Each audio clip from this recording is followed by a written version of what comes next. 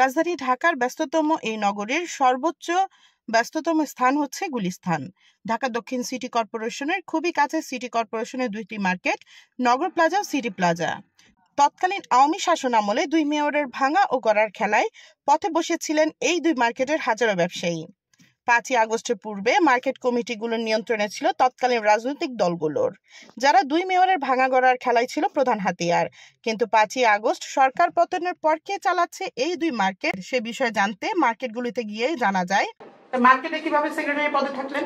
5ই August আগে যে কমিটিটা ছিল, সেই কমিটিতে যারা সভাপতি ছিল বা আরো যারা কর্ম ছিল, অনেকে আওয়ামী লীগ করতো বা ব্রিটিশ সরকারের অনুসারী ছিল, তারা অফিসে অনুপস্থিতির কারণে আমরা মার্কেটের ব্যবসায়ীদের নিয়ে, যারা কমিটি কিছু লোক আছে এবং কিছু ব্যবসায়ী নিয়ে নতুন করে আমরা মার্কেট পরিচালনা করতেছি। বেশিরভাগ সমিতি বা বেশিরভাগ কমিটি কিন্তু 5ই আগস্টে এগুলি ভেঙে ফেলা হয়েছে, কিন্তু আপনাদেরটা বহাল কিভাবে থাকবে? 5ই আগস্ট আগে কমিটি সব বিলুপ্ত হয়েছে, এটা আমার জানা নাই। আমাদের কমিটি আছে সময় মন্ত্রণালয় থেকে। তো যদি কমিটি বিলুপ্ত হয়, তা আমরা নতুন করে আবার কমিটি করে নেব, সেই সময়টা আমাদের থাকতে হবে। সিটি কর্পোরেশনকে আপনারা কোনো কমপ্লেইন করেছেন কিনা যে আপনাদের মার্কেটের সামনে প্রচুর ফুটপাতে দোকান? এগুলি কর্পোরেশন ওনারা কয়েকবার উচ্ছেদ করছে। এই 5ই আগস্টে আগেও তারা কয়েকবার উচ্ছেদ করছে, কিন্তু তারা উচ্ছেদ করার পর আবার তারা বসে। এটা মানে তাদের কাগজপত্র তারা দেখায় এবং তাদের উচ্ছেদ করার পরও তারা বসে। এখন এটা তাদেরকে সরানোর মতো মানে স্কোপ এখন আমাদের কাছে নেই। আপনাদের উপরে অনেকগুলি সিটি কর্পোরেশনের দোকান আছে যেগুলো এখনো বরাদ্দ হয়নি, সেই দোকানগুলিতে আসলে কি পর্যায়ে আছে? আপনারা কি মার্কেটের আন্ডারে কোনো গোডাউন বা কোনো ভাড়া চলছে কিনা? না, এগুলি সব খালি আছে। তো যখন ওই মার্কেটের 6 তলা 7 তলা কিছু খোলা, এগুলি কর্পোরেশন তালাতুলা মেরে যায় নাই, তারা এইভাবেই ফেলে রেখে গেছে। তো দেখা গেছে কেউ গার্মেন্টসের ব্যবসা যারা করে, হয়তো মাঝে মধ্যে তারা দু একটা ঘরে বস্তা মস্তা রাখে। ওখানে লাইটের কোনো ব্যবস্থা নাই, কোনো পানি নিষ্কাশন ব্যবস্থা নেই, কোনো কিছু নেই, একদম সম্পূর্ণ মানে খালি করে আছে।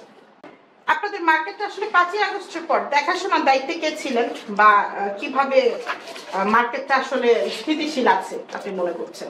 হ্যাঁ, 5ই আগস্টের পরে আমি এটা এর আগে একবার বলেছিলাম, আমাদের এই মার্কেটগুলো 34 নম্বর ওয়ার্ডে অবস্থিত, কিন্তু 33 নম্বর ওয়ার্ড কাউন্সিলর আউয়াল সাহেব তিনি এই মার্কেটগুলি পরিচালনা করছেন।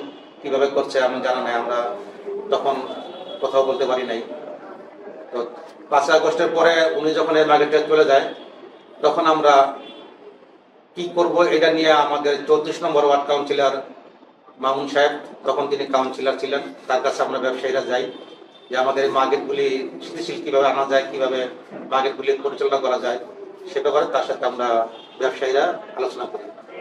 তো তখন স্থানীয় কাউন্সিলর মামুন সাহেব বললেন যে আপনাদের যে কমিটিতে যারা ছিল মার্কেটের ব্যবসায়ী, তারা কি আগে আমাদের যে কমিটিটা পাস করা ছিল, সে বললো যে ওই কমিটি যারা আছে তাদেরকে নিয়ে, মার্কেটের ব্যবসায়ীদেরকে নিয়ে আপনারা মার্কেট পরিচালনা করেন, কোন রকম সরকার চাঁদাবাজি কোনো ঝামেলা হলে আমাকে বলবেন, আমি এটা দেখবো। এবং এটা বলার পরে আমরা এই ব্যবসায়ীদেরকে নিয়েই এবং আমাদের কমিটি যারা কিছু আসলো তাদেরকে নিয়ে আমরা মার্কেট পরিচালনা করছি। আল্লাহর মধ্যে আমাদের মার্কেট এখন খুব ভালো আছে, আমাদের এখানে কোনো সমস্যা হচ্ছে না। তাহলে কি আপনি মানে বলতে চাচ্ছেন বা আমরা আপনাদের কাছে জানতে চাচ্ছি সেটা হচ্ছে যে মার্কেট পরিচালনা বা মার্কেট নিয়ন্ত্রক কি এখন সাবেক কাউন্সিলর মামুন? না, উনি কোনো মার্কেট নিয়ে কোনো নিয়ন্ত্রণ করে না। উনি জাস্ট ব্যবসায়ীদেরকে বলছে যে আপনারা নিয়ন্ত্রণ মার্কেট পরিচালনা করবেন, কোনো সমস্যা হলে আমাকে বলবেন, আমি সেটা দেখবো। আমি নগর প্লাজার মার্কেট সমিতি এবং ব্যবসায়ী 129 নম্বর দোকান দ্বিতীয় তলায় আমি কামরুল ভাইয়ের প্রতিনিধি হিসাবে আমি এখানে আছি। আপনার কি কমিটিতে নাম আছে? কি পদে আছে? প্রচার সম্পাদক। প্রচার সম্পাদক হিসাবে এই মার্কেটের প্রচার প্রচারণা অন্য কোনো কাজে কি কি কাজ করবেন আপনারা? ইনশাআল্লাহ মার্কেট দিক নির্দেশনায় আমাদের ব্যবসায়ীদের যে কোনো সমস্যার সমাধান, যে কোনো জিনিস আমরা এটা সম্পূর্ণভাবে দায়িত্ব পালন করছি। আপনাদের কমিটির মেয়াদটা কত থেকে কত বছর? আপনার কাগজটা কি আপনার কাছে আছে? না, কাগজটা আমার কাছে নাই, আমাদের সভাপতি কামরুল সাহেবের কাছে আছে। যেখানে আমরা যেহেতু কামরুল ভাইয়ের একটা কাগজ ছিল, কামরুল ভাইয়ের একটা কাগজ ছিল, এই কাগজটা ছিল হলো গিয়া আপনার হলো 6 তলা 7 তলা 8 তলা নিয়ে একটা কথা ছিল, 6 5 তলা এগুলো ছিল না, আপনারা দেখছেন, অবগত আছেন। তো সেই কাগজটা বাতিল হয়ে গেছে, তারপর কাগজে যাই না। তো আমরা 5 তারিখের পরে একটা কাগজ জমা দিয়েছিলাম 12 জনের নাম দিয়া। তো তো 12 জনের নাম দেওয়ার পরে আমাদের কাগজটা অফার ছিল, হয়নি, মানে আজ করে কাল করে হয় না। পরে পরবর্তী 3 মাস পরে আমাদের কাগজ বেরিয়েছে 12 জনের। তো 12 জনের পরিচালনা দিয়েছে সিটি কর্পোরেশন একটা দায়িত্ব দিচ্ছে যে আপনারা মার্কেটে একটা কমিটি করবেন, কমিটি করার পরে একটা নির্বাচন দিবেন আপনারা। হ্যাঁ, মানে 12 জনের সিটি কর্পোরেশন 3 জন সচিবের সিগনেচার আছে এখানে, 3 জন সচিবের। তো বলছে যে আপনারা 12 জনে এই কমিটিটারে সুন্দরভাবে পরিচালনা করবেন, কইরা মার্কেটে একটা সমিতির সিস্টেম মানে আহ্বায়ক কমিটি করে সেখানে নির্বাচনের ব্যবস্থা করবেন। নির্বাচনের মারফতে যারা সভাপতি সেক্রেটারি হয়ে আসে তারা মার্কেট চালাবে।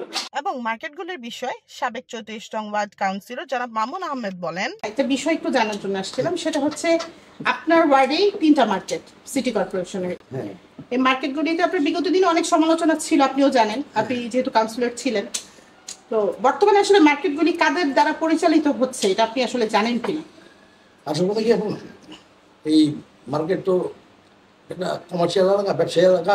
ব্যবসায়ীদের নেতৃত্ব বা ব্যবসায়ীদের ভালো মন্দ কিন্তু ব্যবসায়ীরাই বুঝবে সব কিছু। এখানে আমার বোঝার কিছু নেই। বিগত আমলে যেগুলি হয়েছে লুটতারাজ বা চাঁদাবাজি, এগুলি তো দেখছি।